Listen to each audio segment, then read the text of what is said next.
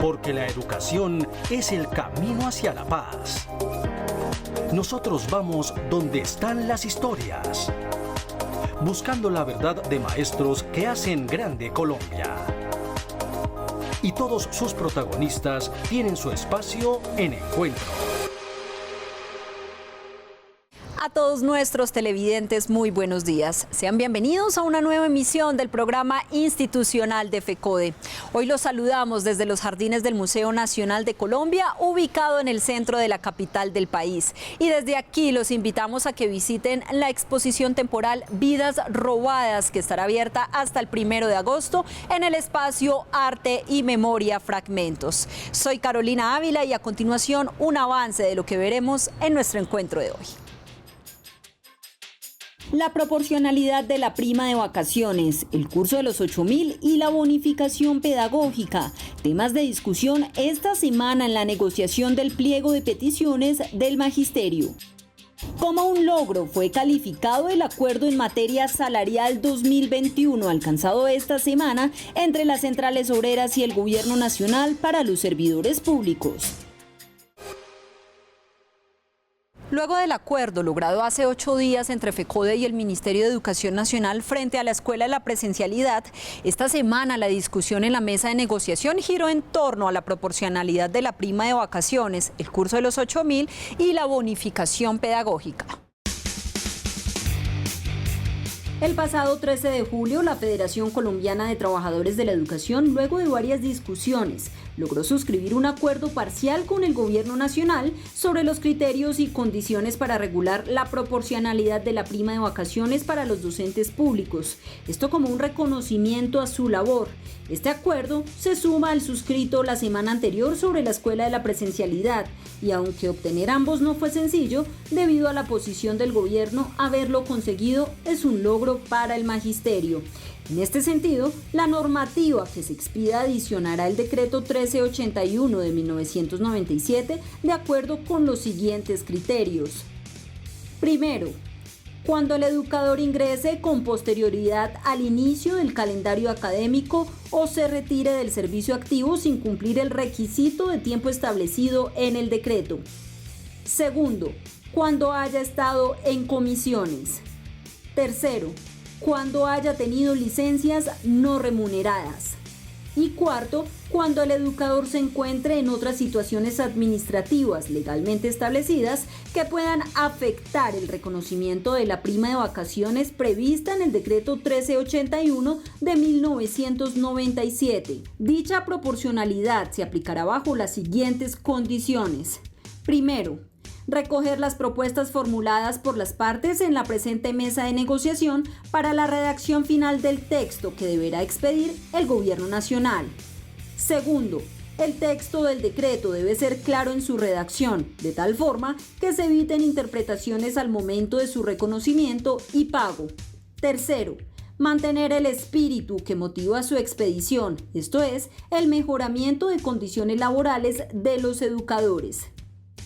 Es de resaltar que durante esta semana en la mesa de negociación también se abordaron los temas relacionados con el curso de los 8.000 docentes de la tercera cohorte de la SDF y la bonificación pedagógica, donde el gobierno mantiene la postura de vulnerar los derechos de los educadores, por lo que la próxima semana se espera avanzar en la discusión de estos puntos con el propósito de poder llegar a acuerdos que beneficien a la educación pública y al magisterio colombiano. Y teniendo en cuenta el acuerdo al que llegaron FECODE y el Gobierno Nacional sobre el regreso a la presencialidad, hoy le explicamos al Magisterio colombiano todo lo que debe tener en cuenta acerca del esquema de vacunación en contra del COVID-19 para garantizar un retorno seguro a las aulas. A pesar de la escasez de vacunas y de los cambios que el gobierno ha hecho en el plan de vacunación, aunque los fabricantes de los biológicos han asegurado que los tiempos entre las dosis no son modificables, el esquema de inmunización contra el COVID-19 para toda la población es el mismo. Sin embargo, para lograr la inmunidad con cualquiera de los biológicos, el tiempo entre la primera y segunda dosis sí varía. Por ejemplo, al docente que le hayan aplicado la vacuna de Sinovac después de recibir la primera dosis tendrá que esperar 28 días para recibir la segunda.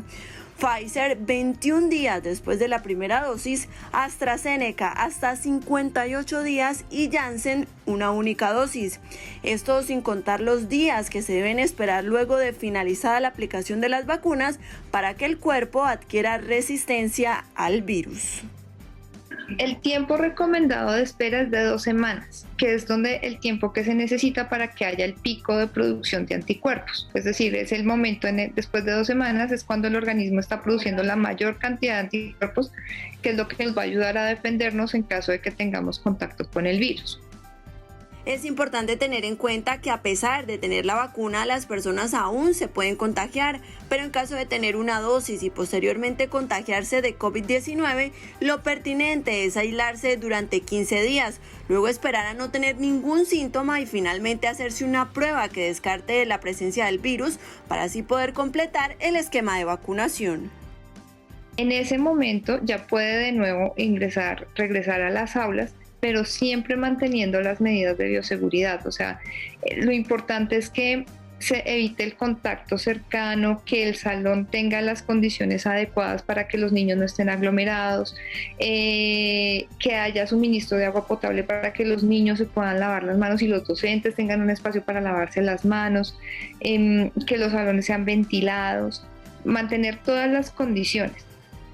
En este sentido, es de precisar que los docentes que no hayan completado todo el esquema de vacunación no podrán ser obligados a retornar a la presencialidad, y así quedó definido en el acuerdo alcanzado con el Ministerio de Educación en la mesa de negociación. Por eso el llamado al gobierno es a que garantice los protocolos de bioseguridad en las instituciones educativas y avance en el plan de vacunación de todos los docentes del territorio nacional. Y a esta hora el profesor Edgar Romero Macías, secretario de Cultura, Recreación y Deportes de la Federación, socializa temas de interés para los docentes del territorio nacional. Magisterio de Colombia y comunidad educativa, buenos días. Un saludo fraterno y solidario en nombre del Comité Ejecutivo de FECODE. Durante la presente semana, la Federación discutió con el Gobierno Nacional temas de interés en el país, en el marco de la negociación colectiva que asiste a los trabajadores y especialmente al magisterio colombiano. Le exigimos al Gobierno Nacional y logramos un acuerdo parcial en la escuela de la presencialidad. Un acuerdo que tiene efectos jurídicos, consecuencias en el ordenamiento legal y constitucional y que hace frente a esa imposición de la Directiva 05 y de la Resolución 777. En estos, los que ya ingresaron y los que no han ingresado por estos días, tienen un elemento para discutir y para exigir condiciones y bioseguridad en las instituciones educativas. Para el magisterio, el esquema de vacunación completo para el regreso a las instituciones. Los padres de familia tienen la potestad con este acuerdo de manifestarle a las instituciones educativas sobre su decisión, si se regresa o no regresan sus hijos al aula de clase. De igual manera, el plan de acción, el plan de mejoramiento que tienen que hacer las instituciones para adecuarlas a las condiciones seguras en ese regreso.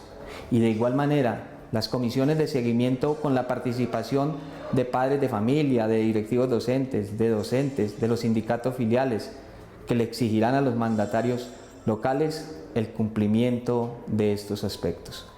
También suscribimos un acuerdo parcial sobre algunos decretos y seguimos en la discusión del curso 8000, de la bonificación pedagógica y del resto de puntos consagrados en el pliego de peticiones de FECODE. Estemos alerta, estemos unidos. Vamos unidos con FECODE. Feliz fin de semana. ¿Qué es educación pública? La educación pública es un derecho fundamental y un bien común y es responsabilidad del Estado garantizar igualdad de oportunidades a sus ciudadanos. FECODE defiende una educación pública gratuita y financiada por el Estado y exige el freno de todas las formas de privatización y comercialización de este derecho fundamental. La educación no es una mercancía, es un derecho. Nos sentimos en el limbo y excluidos. Son algunas de las frases que enmarcan el retorno a la presencialidad por parte de los estudiantes con discapacidad, ya que el Ministerio de Educación Nacional no ha definido los protocolos ni adecuado los espacios para garantizar a esta población igualdad de condiciones en la presencialidad educativa. Aunque el Ministerio de Educación ha sido enfático en el retorno a las aulas, la falta de planificación para su implementación ha sido evidente, al punto que ha dejado excluidos de la Directiva 05 a los estudiantes con discapacidades, pues esta población hasta ahora no sabe cómo llevar a cabo sus actividades académicas debido a que el Estado todavía no ha definido ni garantizado los protocolos de bioseguridad para los docentes y estudiantes con discapacidades auditivas y cognitivas. El gobierno no ha tenido de pronto ningún tipo de, digámoslo así, de información, de ninguna circular relacionando a esos docentes que tenemos estas dificultades. Yo me pregunto, ¿cómo vamos a hacer? Si me toca usar un tapabocas, yo voy a ir a una institución a presentarme ante unos niños o ante unos colegas que también van a estar usando el tapabocas. Yo no les puedo exigir que se quiten el tapabocas. Eso es algo que es imposible en estos momentos. Entonces me siento excluido, o me siento que de pronto no voy a tener ese apoyo. Precisamente los padres de familia de estudiantes con discapacidades auditivas ven con asombro cómo nuevamente no han sido tomados en cuenta por el Ministerio de Educación y aseguran que si ni desde la virtualidad a sus hijos les han garantizado la educación en lo que respecta a la conectividad, ahora que se exige la presencialidad tampoco los incluyen y mucho menos prevén los elementos adecuados de bioseguridad que ellos necesitan, como máscaras transparentes que les permite complementar su lenguaje de señas y observar la gesticulación de los labios para poder comunicarse. Yo la verdad no he escuchado absolutamente nada, donde diga el gobierno nacional invirtió no sé cuántos millones en unas caretas especiales que los van a cubrir de aquí a acá, porque obviamente el tapabocas quirúrgico no funciona porque les tapa y ellos necesitan su cara para hacer la gesticulación y que se entienda la seña cuando se hace. ¿Cómo va a ir el intérprete?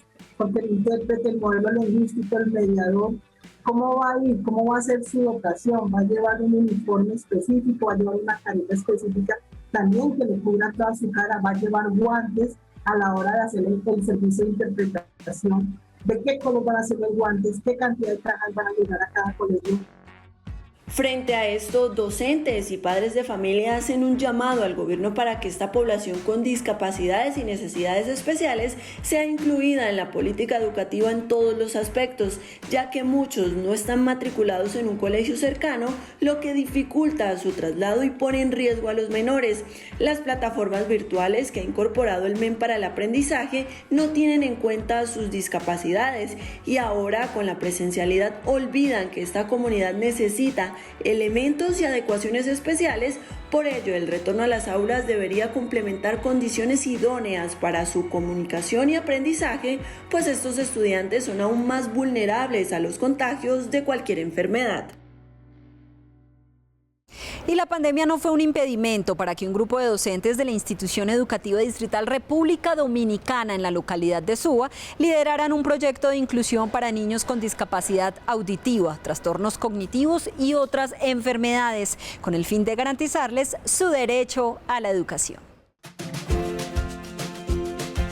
Junto a la docente de apoyo Joana Parrado de Inclusión para Personas con Discapacidad Auditiva, una modelo lingüística, un mediador sordo, 2 mediadores oyentes y 3 docentes sordos del Colegio República Dominicana, esta institución educativa distrital comenzó desde el mes de abril del año pasado, cuando inició la pandemia, a liderar una campaña en la que pudiesen garantizarles a sus estudiantes con discapacidad auditiva, baja visión y varias enfermedades cognitivas los medios y las herramientas para no perder su derecho fundamental a educarse a pesar de las dificultades económicas de las familias.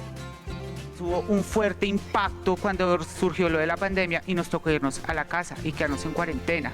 Entonces empezamos a llamar para preguntar quién sí tenía recursos, quién no tenía recursos, llamamos a los padres de familia para mirar qué estrategias podíamos hacer. Otra cosa que nosotros pensábamos era que como nuestros estudiantes sordos, en su proceso lingüístico y en su proceso de aprendizaje de la lengua de señas, únicamente se lo brinda el colegio, porque pues en las casas los papás no saben la lengua de señas. Entonces era tener a nuestros estudiantes, además de aislados, tenerlos incomunicados. Y para nosotros eso era pues a la expectativa de que teníamos que hacer algo por fortalecer esos procesos. En este proceso, el grupo de docentes y mediadores crearon varias estrategias no solo para hacerles llegar las guías escolares a sus alumnos, sino para proveerles diferentes medios que les permitiera comunicarse y tener clases virtuales. Además, que en marzo del presente año lograron, por medio de una fundación de la localidad de Suba, la donación de 13 computadores para los 26 estudiantes con discapacidades que hay en la institución educativa, desde preescolar hasta grado 11. Con la profesora Magda que tenemos, ella me ha ayudado mucho para aprender.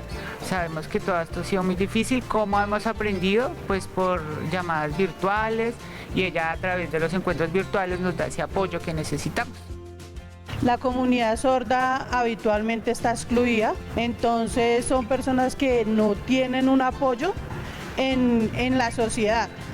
Pero en el colegio afortunadamente los profesores han sido muy comprometidos y han buscado el bienestar de cada uno de ellos.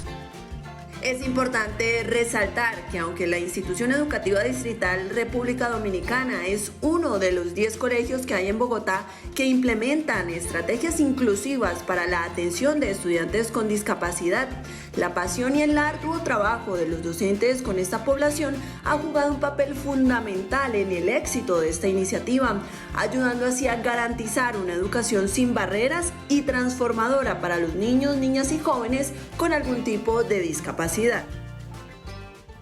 Es momento para que el fiscal de la Federación, el profesor Domingo Ayala Espitia, se dirija al magisterio colombiano. Muy buenos días al magisterio colombiano, a la comunidad educativa y a la opinión pública en general. En el marco de esta lucha y el pliego de negociaciones de FECODE hemos logrado un acuerdo con relación a la presencialidad, pero queda claro de los elementos que se deben cumplir para que efectivamente se pueda desarrollar este proceso de retorno a las escuelas y colegios. Queda claro el distanciamiento de 1 metro con relación a las aulas escolares de un niño, de una niña. Queda claro también importante en lo que tiene que ver con la vacunación total de todos los docentes, directivos docentes y administrativos. Ese es un proceso importantísimo, pero también queda claro los elementos que hoy de alguna manera, dado el elevado pico de la pandemia, se tiene que cumplir en los términos epidemiológicos que generen la garantía de la vida y la salud en manos de los alcaldes, en manos de los entes territoriales certificados. Pero también es importante la decisión que se toma con relación a los padres de familia, para que sea el padre de familia de acuerdo a las condiciones del establecimiento educativo si decide que su hijo regrese o no. A su vez, se plantean unos mecanismos importantes de evaluación, mesas de trabajo, tanto a nivel regional como también a nivel nacional, para hacer el seguimiento al cumplimiento de estos elementos para que se pueda de verdad desarrollar una presencialidad en condiciones que garanticen la vida, la salud de toda la comunidad educativa, y hay que estar en pie de lucha.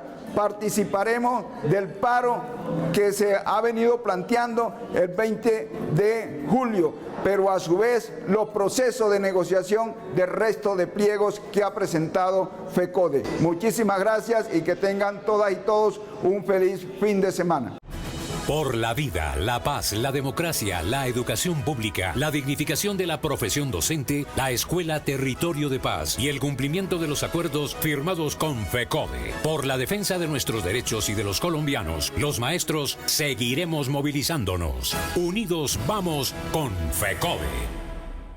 En Encuentro, información de interés para los docentes del territorio nacional. Esta semana, las centrales obreras y el gobierno nacional, tras 15 reuniones y arduas discusiones en la mesa de negociación estatal, lograron mediante un acuerdo el incremento en materia salarial para los años 2021 y 2022 para los más de 1.300.000 trabajadores al servicio del Estado. El acuerdo establece que el aumento salarial para la vigencia de 2021 será el IPC de 2020, certificado por el DANE, y que corresponde al 1,61% más un punto porcentual, para un total de 2,61%, el cual será retroactivo al 1 de enero de este año. Y para el 2022, el incremento será el IPC del año 2021 más 1,64%, cifra acordada en la negociación de este año. Que el 14 de julio, el movimiento sindical estatal, en particular la CUT y FECODE, llegamos a un acuerdo con el gobierno nacional en la cual se derrota esa política de austeridad pretendida. Para este año el incremento salarial será del IPC más 1, es decir, 2,61, a lo cual hay que sumarle el 1,5 para el magisterio, es decir, 4,11. Con estas cifras podemos decir que hemos derrotado la política del gobierno del presidente Duque en materia de salarios, de su congelamiento. Y para el año 2023 quedamos muy bien posicionados. Es de resaltar que este acuerdo se alcanzó gracias a la persistencia y unidad de las 19 centrales obreras participantes en la mesa de negociación y a la movilización del movimiento sindical, quienes no dejaron de contraargumentarle al gobierno la necesidad de aumentar los salarios para reactivar la economía nacional y mejorar las condiciones laborales de los trabajadores.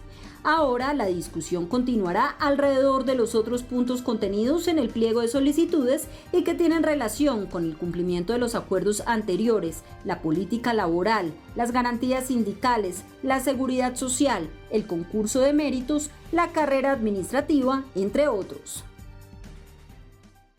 Hoy en Encuentro explicamos el impacto que tiene para la economía nacional los beneficios tributarios y las exenciones que el gobierno nacional le otorga a las multinacionales que vienen a explotar y saquear los recursos naturales. Con la excusa de atraer inversionistas extranjeros al país, el Estado colombiano ha puesto a favor de las multinacionales una serie de beneficios tributarios que van desde la reducción del impuesto de renta hasta diversas exenciones como ventajas en las zonas francas, incentivos sobre bienes capitales y para megainversores, entre otros. Panorama que ha perjudicado a la nación, no solo en materia económica y social, sino ambiental, pues con la explotación de los recursos naturales, minerales e hídricos, las regiones han quedado saqueadas y empobrecidas, mientras que los impuestos se siguen recargando más en las personas naturales que en estas grandes empresas acaparadoras. Acá viene porque el trabajo es barato, porque les hacen una cantidad de concesiones tributarias que se llaman exenciones. Exenciones quiere decir que la ley, conforme a ley, deberían pagar una cantidad de impuestos. Por consiguiente, esa política lo que ha terminado es por no solo destruir territorio, porque estas multinacionales mineras y petroleras destruyen territorios. La prueba es lo de La Guajira, donde la gran inversión extranjera del carbón lo que ha terminado por producir es una gran pobreza en las comunidades. Se han quedado sin agua, sus hijos mueren de amibiasis, de difteria por todas las clínicas del litoral Caribe. O sea que es falso que la gran inversión genera desarrollo. Según el analista económico, esta política se debe a una orientación en función a la privatización, en donde estas multinacionales salen beneficiadas económicamente y después el mismo Estado se encarga de recuperar estas exenciones a través de los impuestos a los colombianos, al punto que en el último año fueron 22,6 billones de pesos los recursos dejados de cobrar a estas empresas y que bien podrían ser similares al objetivo recaudatorio de 3 reformas tributarias en el país. Hoy, la diferencia entre el decil 1 y el decil 10. Deciles quiere decir que tú clasificas la población de acuerdo a sus ingresos. El más bajo es el 1 y el más alto es el 10. El 10 recibe 300 veces más ingresos que el 1. Es decir, estamos en un nivel delirante de concentración de la riqueza y sin embargo la tributación no toca esos grandes capitales.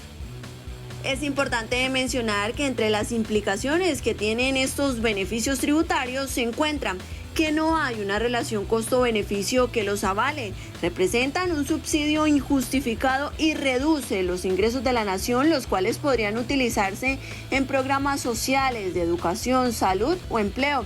Por eso, este estatuto tributario debe ser una herramienta de equidad y justicia tributaria en la que debe prevalecer el enfoque social para de esta manera acabar con las concesiones que el gobierno le entrega a los más ricos y a las multinacionales. Y no podemos finalizar nuestro encuentro de hoy sin el editorial del presidente de la Federación Colombiana de Trabajadores de la Educación, el profesor William Henry Velandia Puerto. Un saludo al magisterio colombiano, a nuestras comunidades educativas. Seguimos en un proceso de negociación en medio de unas dificultades y en una dilación del gobierno que no ha permitido avanzar de cara a lo que es el marco general de este proceso como un derecho constitucional y en el marco de los convenios de la OIT y que hacen parte de ese principio de progresividad que establece la Constitución para garantizar mejores condiciones laborales y mejores condiciones de vida para los trabajadores y trabajadoras del país.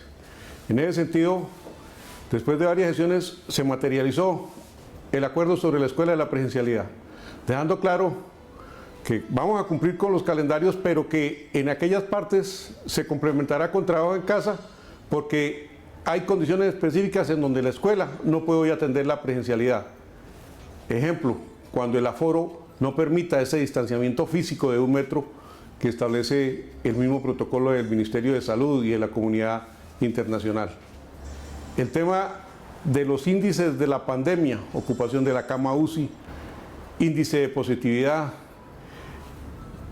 RT y todos estos elementos que hacen parte de la determinación, porque es imposible que en una zona donde el 85% de las camas UCI esté ocupadas por producto de este proceso que hoy vive el mundo y Colombia, se lleve a la presencialidad a muchos sectores y particularmente a la escuela en esa defensa que hemos hecho de la vida, y por eso seguimos diciendo, si no se dan las condiciones por los índices epidemiológicos, las autoridades están en la obligación de garantizar la vida y hacer ese llamado a que hay un cierre temporal, provisional, como lo quieran llamar, mientras se permiten las condiciones y se articula los elementos de los índices epidemiológicos, el tema de la vacuna, el esquema completo para todos los trabajadores que asisten a la escuela, maestros, directivos docentes, personal administrativo, personal logístico. Si no hay condiciones porque no se han materializado los protocolos de bioseguridad, no se puede ir a la presencialidad y en consecuencia deben trazarse más bien planes por parte de las entidades territoriales que garanticen en el menor tiempo posible articular la materialización de estos protocolos en las sedes educativas. El tema de los padres de familia que tienen que informarse de manera clara para que tomen la decisión, si habiendo las condiciones, pueden enviar o no a sus hijos, que es una decisión propia y de derecho de los padres y madres de familia. Y por supuesto, el esquema de vacunación completo para los trabajadores que asisten a la escuela. En ese mismo sentido hay que salir a defender este acuerdo, compañeras y compañeros, porque es el acuerdo que nos permite a nosotros la garantía plena del derecho a la vida.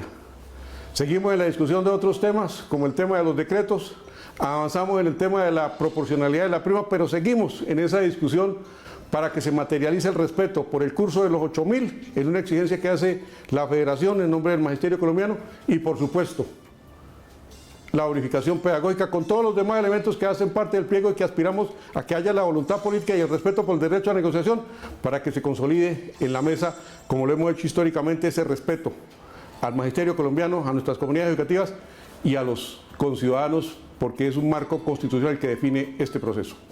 Hasta aquí nuestro encuentro de hoy. Recuerden que toda la información institucional la pueden encontrar a través de nuestras redes sociales oficiales y en la página web www.fecode.edu.co.